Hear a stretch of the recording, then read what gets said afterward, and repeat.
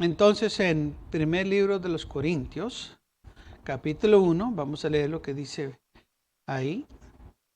Pablo, llamado a ser apóstol de Jesucristo por la voluntad de Dios, y el hermano Sóstenes, a la iglesia de Dios que está en Corintio, a los santificados en Cristo Jesús, llamados a ser santos, con todos los que en cualquier lugar invoquen el nombre de nuestro Señor Jesucristo, Señor de ellos y nosotros.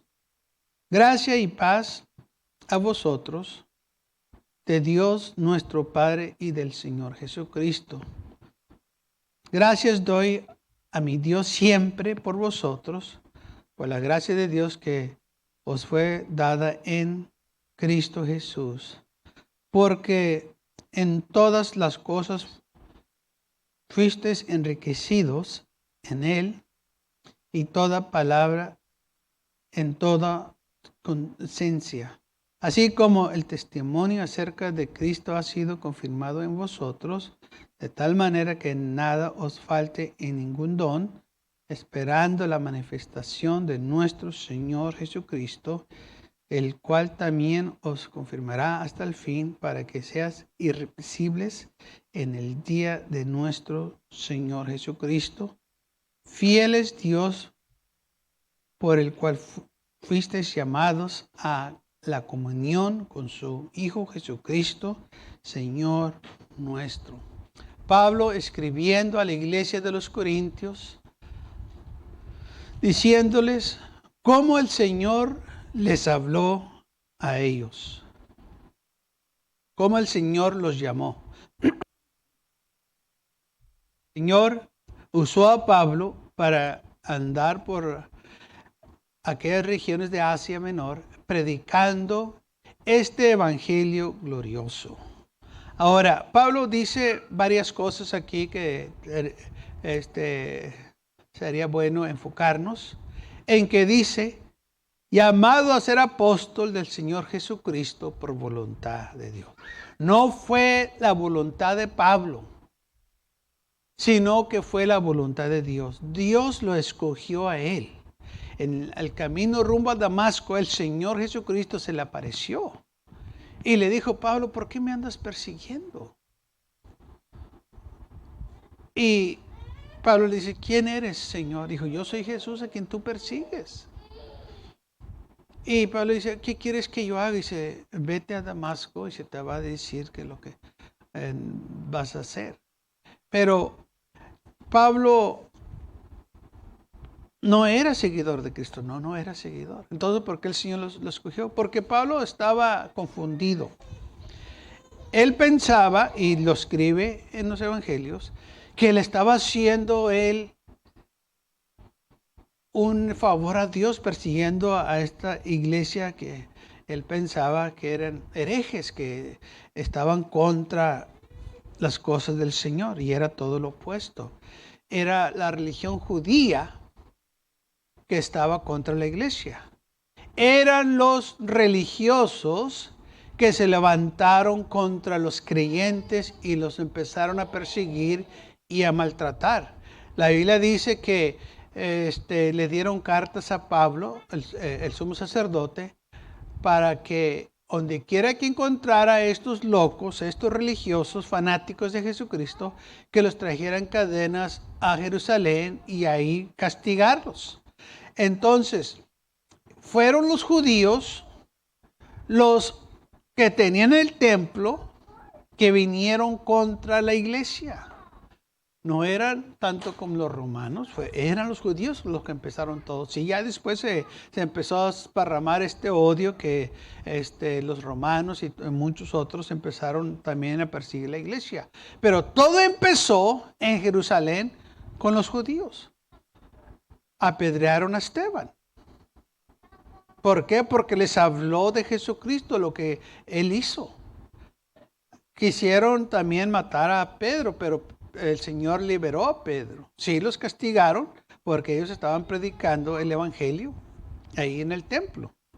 Entonces, los judíos no querían saber nada de Jesucristo. Y estoy hablando de los religiosos, los líderes. Pero los judíos comunes, la gente común sí quería saber, y por eso en el día del Pentecostés muchos recibieron el Espíritu Santo y luego después otros también, después del día del Pentecostés, otros también recibieron el Espíritu Santo. Entonces, después que se desparramó la iglesia en Samaria también, muchos recibieron el Espíritu Santo y el Espíritu Santo se empezó a derramar y los apóstoles, donde quiera que iban, predicaban el Evangelio de Jesucristo. Ahora, nomás estaban predicándoles a los judíos. El Señor toma a Pablo de Tarso y lo toma para un apóstol para los gentiles, y él sale y empieza a predicar a los gentiles. Llega a Corintio y ahí establece una iglesia. Y recordemos que los corintios eran idólatras, adoraban ídolos, y por eso Pablo les escribe de todas las cosas que Dios había hecho por ellos y que se abstenieran de muchas cosas para que no fueran de tropiezo para otros. Ahora, Pablo les dice a ellos que la iglesia de Dios que está en Corintio, los santificados en Cristo Jesús, llamados a ser santos. Ahora Pablo dice, ustedes son santificados, son llamados. Es lo que quiere decir la iglesia, llamados, separados para servir al Señor. Pablo ahora está diciendo, ustedes son llamados, gentiles, Dios los ha llamado que vengan a Él. Y no nomás son llamados, son santificados. Son lavados, son puros ante los ojos de Dios. Y gloria a Dios por ello, que Él nos santifica, Él nos lava, nos limpia de el pecado en cual nosotros vivíamos o que andábamos antes. Yo no sé usted, pero cuando yo trabajo, yo parece que yo me ensucio todo. Me meto por completo. Y luego a veces tengo que ir a la tienda y tengo un problemita ahí. Y bueno, dije, a veces, pues tengo que ir y voy y me siento algo incómodo porque pues voy muy sucio, pero tampoco me puedo yo bañar y luego ir a la tienda y luego venir para atrás y otra vez pues enmugrarme, pues no tiene caso, entonces a veces no me voy así. Pero ya cuando termino de mis trabajos y me baño y todo, ay, qué limpio me siento, ¿eh? Bueno, porque ya no estoy en aquel lugar, ya no estoy sucio, ahora estoy limpio. Y es lo que hace el Señor. Nos ha limpiado, nos ha santificado. Ya no andamos allá en el pecado, ahora estamos en su presencia y nos ha quitado toda la suciedad, todas las manchas, todo lo que a Él no le agrada. Y es lo que Pablo le estaba diciendo a la iglesia de los Corintios. Ustedes, Dios los ha llamado. Y si les ha llamado, los va a santificar, los va a limpiar completamente. No van a tener ninguna falla, ningún pecado ya más en sus vidas.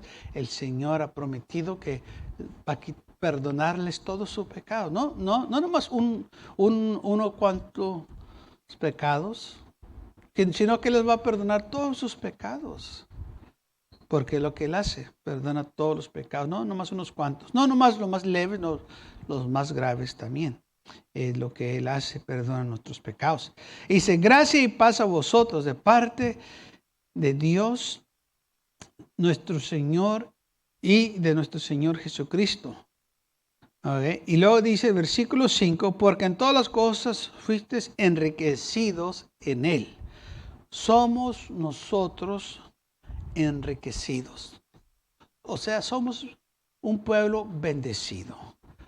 Cuando el Señor nos llamó a esta salvación, Él incluyó todo lo que necesitamos para que nosotros seamos victoriosos en Cristo Jesús.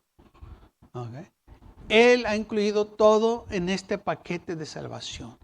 Todo lo que tú y yo necesitamos está en la salvación que el Señor nos dio.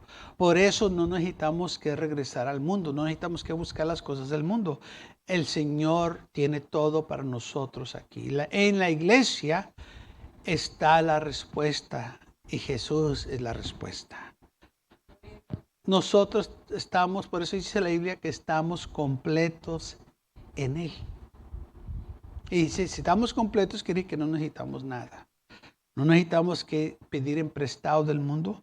No necesitamos que imitar al mundo. No necesitamos que andar en el mundo. Sino que todo lo que tenemos que hacer es confiar en el Señor y Él va a suplir todo lo que nos falta conforme a sus riquezas en gloria. El versículo 7 dice que de tal manera que nada os falta en ningún don. No hay nada que nos va a faltar. Él tiene todo lo que nosotros necesitamos. Y cuando dice que tiene todo lo que nosotros necesitamos, es exactamente lo que quiere decir. Pero uno dice, pero es que yo no tengo todo. Bueno, quizás tú no lo tienes todo, pero Él tiene a alguien más que lo tiene que te va a ayudar. Porque así el Señor trabaja. Quizás tú no tienes cierta habilidad, cierto talento, pero alguien más sí lo tiene. Y el Señor los va a mandar que vengan y te ayuden. Porque es lo que me ha pasado a mí. Cuando el Señor me ha hablado que haga cierta cosa, digo, Señor, yo no sé hacerlo, pero yo voy a confiar en ti y lo voy a hacer. Y hermano, el Señor me manda a la gente que yo necesito para hacer el trabajo. Amén. Quizá yo no sé hacerlo, pero alguien más sí lo sabe hacer. Es como Moisés. El Señor lo mandó que fuera a sacar al pueblo de Egipto. Y le puso excusa que no podía ir y que no me van a creer y que este y que el otro. Y luego la final excusa dijo, mire, ¿sabes qué? Pues, ¿sabes por qué realmente no quiere ir? Dijo, porque soy tartamudo. y pues no, la lengua se me amarra y no puedo hablar bien. Sí, dijo, no hombre, no te preocupes. Tu hermano Aarón habla muy bien. Le voy a decir que vaya contigo. Si ese es el detalle. Fíjese, no le dijo, ok, voy a tocar tu lengua y vas a hablar muy bien y no hay problema. No le y uno puede preguntar, ¿por qué no el Señor no lo sanó? Si era el problema de él.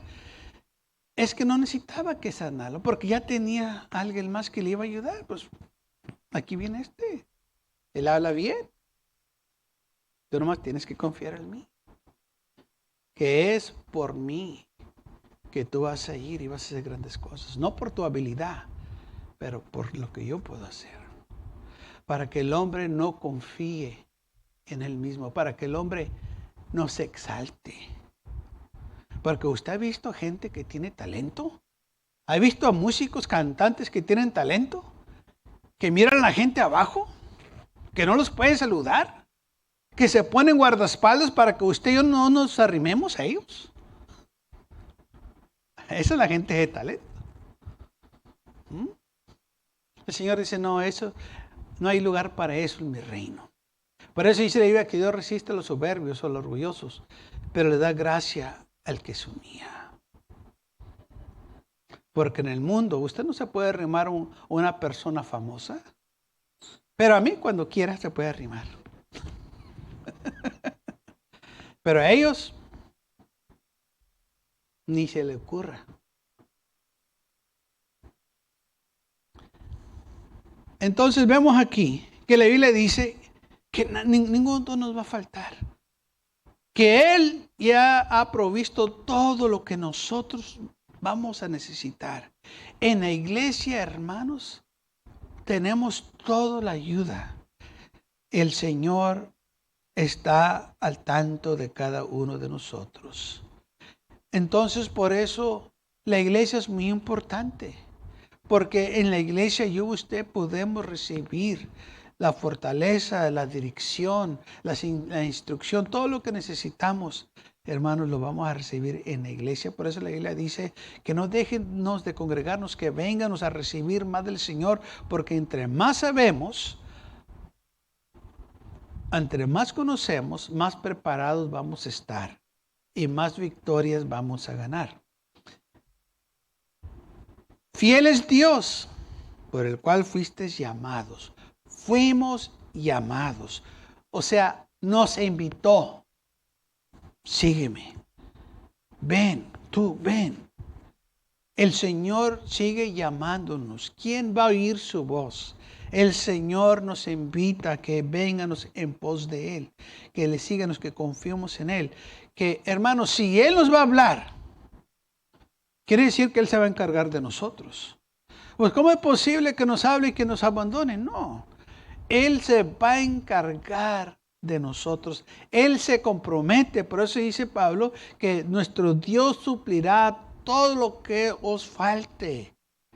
Él va a suplirnos lo que usted y yo necesitamos. Y entonces es aquí en la iglesia donde nosotros nos damos cuenta de esas cosas gloriosas que tenemos. En Colosenses capítulo 2, versículos 6 al 10. Por tanto, de manera que habéis recibido al Señor Jesucristo, andad en Él, arriesgados y sobreedificados en Él, confirmados en la fe, así como habéis sido enseñados, abundando en acción de gracias. Mirad que nadie os engañe por medio de filosofías huecas, sutilezas, según tradiciones de los hombres, conforme a los rudimentos del mundo y no según Cristo, porque en Él habita corporalmente toda la plenitud de la deidad. Y vosotros estáis completos en Él, que es la cabeza de todo principado y potestad. Versículo 10. Ustedes están completos en Él. Si estamos completos en Él, ¿qué andamos entonces buscando de las cosas del mundo, tratando de imitar lo que el mundo hace? No es posible. Si estamos completos en Él, tenemos todo lo necesario para tener una vida victoriosa, una vida de paz, una vida de tranquilidad. Todo lo que tenemos que hacer es seguir confiando en Él. La iglesia debe de ser instruida, ¿okay?, por la palabra de Dios. La palabra de Dios tiene esos mandamientos, estas instrucciones que nosotros tenemos que seguir para no andar detrás de las cosas del mundo. Ahora, Pablo dice aquí, nadie nos engañe por medio de filosofías huecas, sutilezas. ¿Cómo es posible que la iglesia o algunos que son cristianos se dejen instruir por medio de filosofías humanas, enseñanzas de hombres que son contra las promesas y la palabra de Dios? No, nosotros tenemos que dejar que el Señor nos instruya. La iglesia nunca debe ser instruida por el mundo. El mundo no debe de venir a decirnos, ustedes deben de hacer esto, ustedes deben hacer... No, lamentablemente muchos se dejan llevar por esas clases de locuras. El mundo quiere tratar de gobernar a la iglesia y si la iglesia se deja, lo va a hacer. La iglesia tiene que ponerse firme y decir, nosotros servemos a Jesús y nosotros vamos a seguir sus mandamientos, no las loqueras que ustedes están sacando, no filosofías que ni trabajan allá y las quieren aplicar acá. Nosotros no necesitamos las enseñanzas de hombres viles, pecadores, inmundos, inicuos, lo que sea, lo que lo quiere llamar, perversos. No necesitamos sus enseñanzas. Lo que necesitamos es las enseñanzas del Señor. Es lo que necesitamos. Pero lamentablemente muchos se están llevando por estas locuras porque se oye bien, porque se sienten bien, porque no ofenden a nadie. Y esto es lo que estamos viendo hoy en día, que ahora no se puede ofender. O sea, pues, ¿cómo es posible? No, porque si ofendes, entonces no lo puedes decir. ¿Y por qué no? ¿Sabe por qué se ofenden? Porque están mal. Por eso se ofenden. Y déjenlos que se ofendan. Necesitan que ofenderse para que se arrepientan y vengan al conocimiento de Jesucristo. No podemos nosotros permitir que las enseñanzas del mundo entren a la iglesia. Recuerde, usted y yo estamos completos en Él. Tenemos todo lo necesario. No necesitamos programas nuevos. No necesitamos ideas nuevas. ¿Sabes? Si aplicamos realmente lo que hicieron los apóstoles, tuviéramos una tremenda iglesia. Y no estoy hablando de esto, sino por lo general, el mundo, la iglesia del Señor fuera muy grande y fuerte. Pero nos hemos detenido de buscar al Señor como lo buscaban los apóstoles. Yo sé que ellos tuvieron una experiencia grande que usted y yo, pues nomás nos gustaría haberla tenido, andar con el Señor Jesucristo por 3 años y medio. Claro que eso impactó a ellos su ministerio y por eso tuvieron gran éxito, pero el mismo Espíritu Santo que ellos recibieron, usted y yo también lo recibimos. El mismo poder que ellos tenían, yo y usted también lo tenemos. La cosa es que ellos sí lo ponían en práctica cada día, todo el tiempo. Andaban ellos predicando donde quiera que iban. Milagros, señales, cosas grandes sucedían. Y hubo gran avivamiento en el tiempo de los apóstoles y después también los seguidores de ellos. Se dice que en un tiempo 50% del mundo entero era cristiano. 50%, eso es mucho. Ahora estadísticas dicen nomás 1% de la población de los Estados Unidos está en la iglesia los domingos en la mañana. 1%. Fíjese, de 50 caímos así a 1%. ¿Y los 49 dónde están?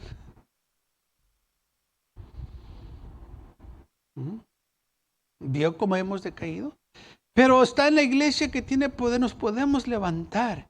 Y va a haber un gran avivamiento, hermanos, y se ha profetizado este gran avivamiento. ¿Sabe? Cuando entró el siglo XIX, hubo un gran avivamiento en California. Y habían unos hermanos que andaban buscando al Espíritu Santo y cayó el Espíritu Santo. Y muchos recibieron milagros.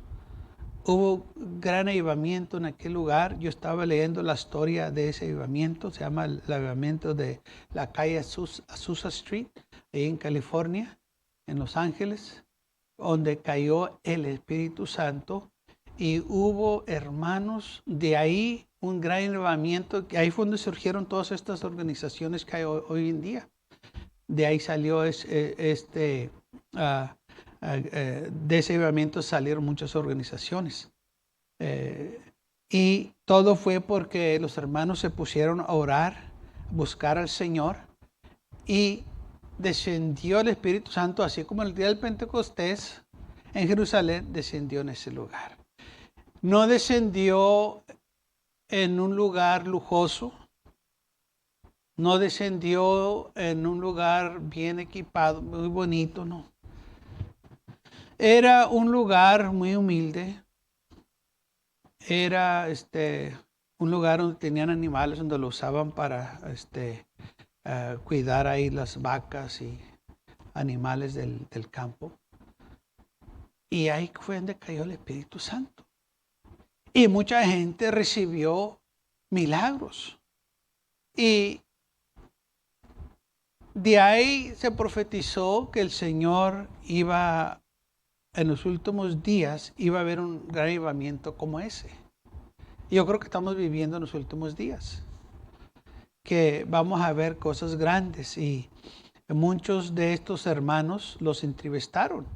¿Qué fue lo que pasó en aquel día y todo? Y muchos dicen cómo sucedió, lo que vieron, lo que pasó, que dicen que mucha gente, aunque no se arrimaba a la iglesia, que iba pasando por la calle, sentían el Espíritu Santo y muchos se arrepintieron, muchos recibieron el Espíritu Santo que ni entraron, nomás por pasar, recibieron el Espíritu Santo. Eso era tremendo. Y no nomás es una historia, está documentado y aún la ciudad de Los Ángeles tiene ahí en ese lugar donde estaba ese edificio una placa donde dice toda la historia que sucedió. ¿Ah? Fue algo tremendo y todo fue porque los hermanos decidieron buscar al Señor. No fue un predicador grande, de renombre. Fue un hombre sencillo, un hombre de color que no lo querían ni en las iglesias americanas, pero Dios lo usó. Fue algo tremendo. Y cuando él predicaba, cosas grandes pasaban. Y yo creo que podemos llegar a ese punto, pero está en nosotros. Que no estemos conformes a las cosas del mundo. Que nosotros queremos ver la gloria de Dios en nuestros medios. Porque hermanos, si usted mira cómo está el mundo, se va a poner peor. Pero la iglesia se debe poner más firme en las cosas del Señor. Este es el momento de la iglesia que debemos de tomar, porque el Señor viene, estamos hablando de la iglesia, el Señor viene por una iglesia y Él ama a su iglesia. En Efesios 5 dice que tanto Él ama. Dice así: maridos, amar a vuestras mujeres, así como Cristo amó a la iglesia y se entregó a sí mismo por ella. Okay. El Cristo de gloria amó tanto su iglesia que dio su vida por su iglesia para que su iglesia viviera. Aquí estamos nosotros. Para santificarla, habiéndola purificado en el lavamiento de agua por la palabra, al fin de presentarla a sí mismo, una iglesia gloriosa, que no tuviese mancha, ni arruga, ni cosa semejante, sino que fuese santa y sin mancha. Entonces, una iglesia debe de ser, o la iglesia del Señor debe de ser sin mancha, sin arruga, iglesia gloriosa. No debemos de contaminarnos con las cosas del mundo, no debemos de mancharnos de las cosas del mundo, sino que debemos de servir al Señor. ¿Qué tanto amó el Señor a su iglesia? Pues suficiente para dar su vida por ella. Se casó un jovencito una vez, fue y le contó a su pastor que estaba tan contento con su esposa nueva. Dice: pastor, dice, yo amo mucho a mi esposa. Dijo el pastor: sí, dijo sí. Dice: me acabo de casar y estoy bien contento. Dice el pastor: ¿realmente la amas? Dijo: sí. Dije: ¿estás seguro que la amas? Pues sí, pastor. Dice: por eso me casé con ella. Dijo: ¿qué tanto la amas? Pues bastante. Dijo: ¿la amas suficiente que morirías por ella? Dijo: dijo: todavía no la amas. Porque si la amaras, darías tu vida por ella. ¿Es la diferencia? ¿Amas a tu esposa? ¿Darías tu vida por ella? Pues déjame orar a ver qué me dice el Señor. ¿Eh? Pero fíjese, la Biblia dice que Jesús dio su vida por su iglesia. Y si así el marido, dice: maridos, amar a vuestras mujeres, así como Cristo amó su iglesia. ¿Cómo Cristo amó su iglesia? Dio su vida por ella. Tanto que amó el Señor a su iglesia, que entregó todo para que yo y usted tuviéramos vida eterna.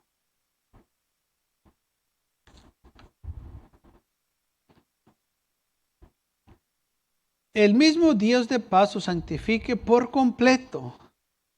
En 1 Tesalonicenses 5:23. Y todo vuestro ser, espíritu, alma y cuerpo, seas guardados irreprensibles para la venida de nuestro Señor Jesucristo. Fiel es el que os llamó, el cual también lo hará. Entonces, fiel es el que nos ha llamado. Estamos completos en Él.